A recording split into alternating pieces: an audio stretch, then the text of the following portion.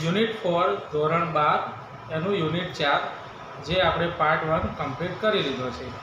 આજે બીજા પાર્ટની અંદર આગળ એ જે સ્ટોરી સમજાઈ હતી એમાં આગળ વધીએ। વાત હતી નાના નાનીની, જે આપણે આગળ પાર્ટ 1માં વાત કરી હતી।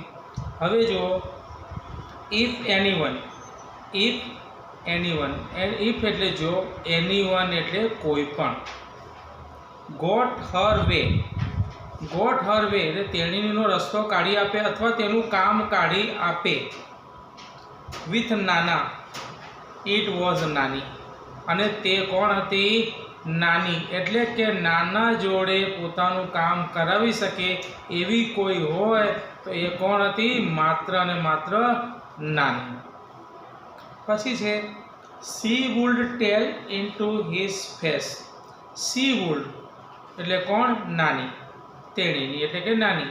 સી વુડ ટેલ, ટેલ એટલે કહેતી હતી, ટેલ એટલે શું થાય? કહેતી હતી।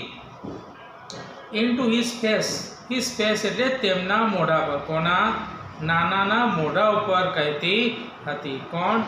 નાની। You will regret it the day of die, you will regret એટલે પછતાશો, શું થશે? પછતાશો, તમે પછતાશો। ક્યારે પછતાશો? પછતાવો એટલે તો ખબર છે ને, અફસોસ માનશો। You will regret it the day I die, હું જ્યારે મરી જઈશ ત્યારે તમે પછતાશો, એવું મોઢા ઉપર નાની નાનાને કહી દેતી હતી। સમજી ગયા?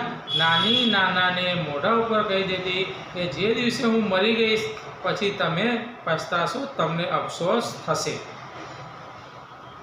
You don't speak with the mother of this two children, you don't speak તમે બોલતા નથી, યુ ડોન્ટ સ્પીક તમે બોલતા નથી, વિથ સાથે, the mother of this two children આ બે બાળકોની માતા સાથે તમે બોલતા નથી। શું કીધું?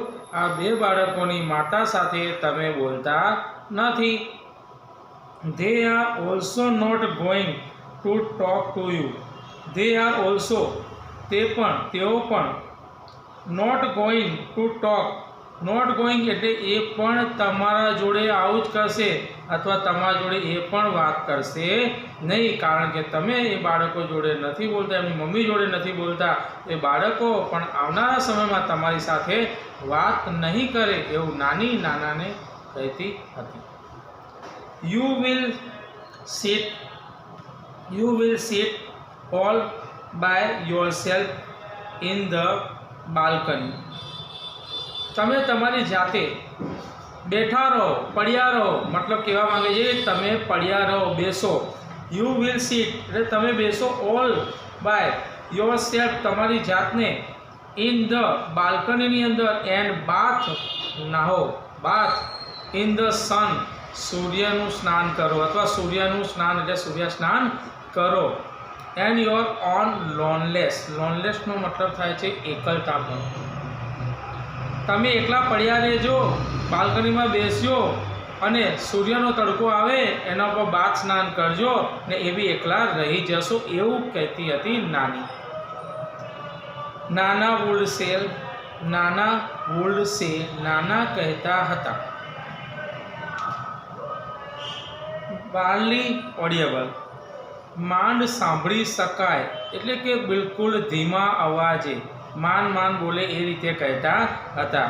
આઈ એમ એ ઓલ્ડર ધેન યુ, આઈ એમ એટલે હું છું, ઓલ્ડર ધેન યુ તારા કરતાં હું તો વધારે ડોસો છું, ઉંમરલાયક છું, એવું નાનીને નાના જવાબ આપતા કે હું તો તારે કરતાં ઓલ્ડર એટલે મોટો છું।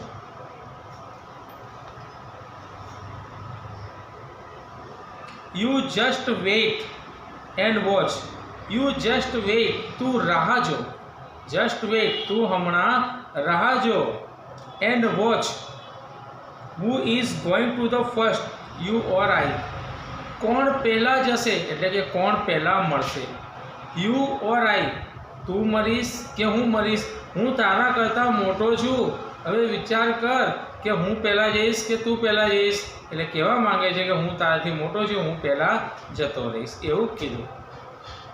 એન્ડ નાની really did leave before him. And અને નાની લીવ રિયલી એટલે ખરેખર, leave did leave before him એટલે બિફોર હિમ એટલે નાના પહેલાં નાની મરી ગયા. નાના પહેલાં નાની મરી ગયા એવું થયું. નાના become all the more is irritable નાવ.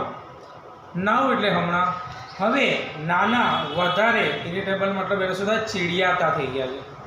બરાબર, જેમ કહેવાય ને અમુક મગજ કામ ના કરી એ રીતે એ ચીડિયા પણ કરવા માંડ્યા છે. નાના બીકમ એટલે થવું, નાના બીકમ ઓલ ધ મોર એટલે વધારે ઇરિટેબલ થઈ ગયા. Now as if he had lost his vigour. કારણ કે એ પોતાની શરત પણ હારી ગયા. કઈ શરત હતી મિત્રો? નાનીને કહેતા હતા કે પહેલાં તું જઈશ યા હું જઈશ, હું મોટો છું તારે કરતાં હું પહેલાં જતો રહીશ. અને થયું શું? નાની પહેલાં જતી રહી એટલે શરત હારી ગયા, એટલે હવે ચીડિયા પણ આવી ગયું અને એના માટે શું થતા હતા? ગુસ્સો કરતા હતા. વેગરનો મતલબ થાય છે શરત. ફોર ફ્યુ ડેઝ થોડા દિવસમાં he took out his the anger on his food. Anger એટલે ગુસ્સો કરતા હતા, ક્રોધ કરતા હતા. શેના ઉપર? ખોરાક ઉપર, એમના ભોજન ઉપર એ ગુસ્સો અને ક્રોધ કરવા માંડ્યા. હી વુડ પુશ અવે હિઝ પ્લેટ એન્ડ સે. તે તેમની પ્લેટ હતી એટલે ભોજનની જે થાળી હતી એને શું કરી દેતા? આગળ ધકેલી દેતા હતા, એટલે ગુસ્સો કરતા હતા. અને કહેતા tell her I don't want to eat. અને નાનીને કહેતા હતા, કે નાની તો મરી ગયા છે, પણ કહેતા હતા આઈ ડોન્ટ વોન્ટ ટુ ઇટ, મારે ખાવું નથી, મારે જમવાની ઈચ્છા નથી, એવો ગુસ્સો કરીને નાનીને કહેતા હતા. પણ ઓલરેડી નાની નથી, એ તો એક્સપાયર થઈ ગયા છે. પછી જુઓ,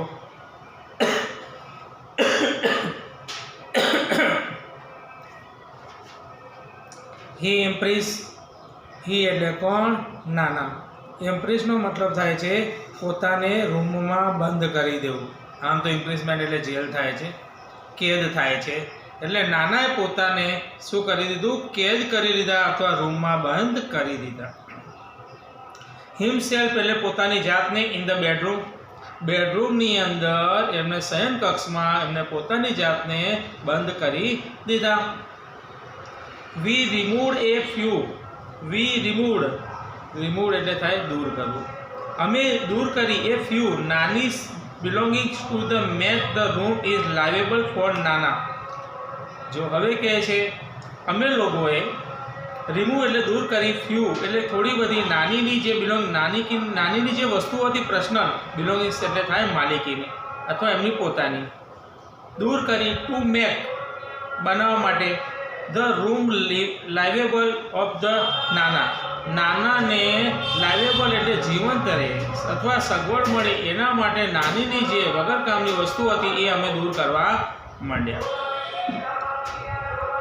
ફોર નાના, but he did not let us cart away. પરંતુ એને કાર્ટ એટલે ચલો માનો કે જૂના લોકો ખાટલા ઉપર ઊંઘતા હતા, એને બહાર લઈ દેવા ગયા નહીં. નાનાએ ના પાડી કે એને લઈ જશો નહીં, કે એને દૂર ના લઈ જશો, એને દૂર ના લઈ જશો, બહાર ના કાઢશો, એવું નાનાએ કીધું.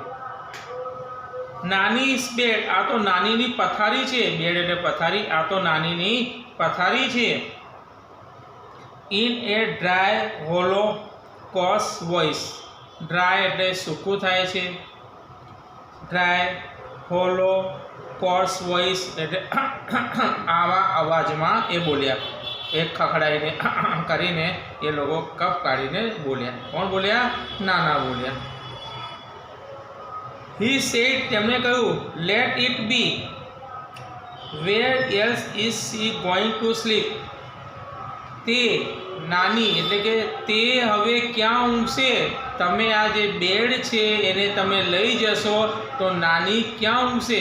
સમજી રહ્યા છો ને? નાની નથી, નાની તો મરી ગયા છે, પરંતુ નાનાને હજી મનમાં એ જ વિચાર ભ્રમ ચાલી રહ્યો છે, એટલે એવી વાતો કરી રહ્યા છે. The day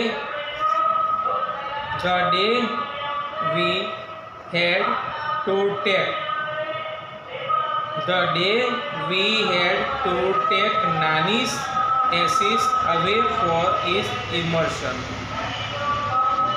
એ દિવસે we had to take અમે લઈને આવ્યા હતા.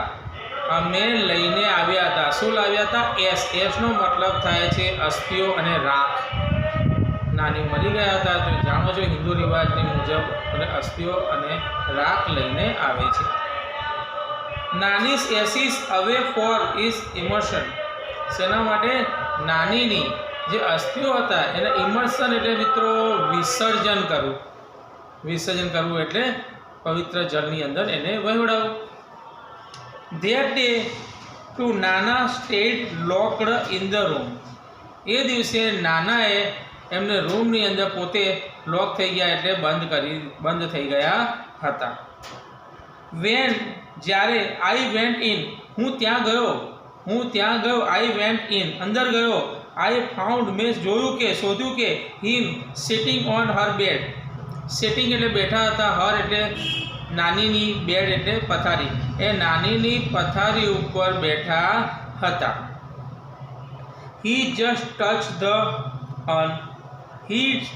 તેઓ ટચ કરતા હતા એટલે અડતા હતા. શેને? એમની અર્ન એટલે અહીંયા થશે અસ્થિ. અસ્થિઓને ટચ એટલે અડતા હતા.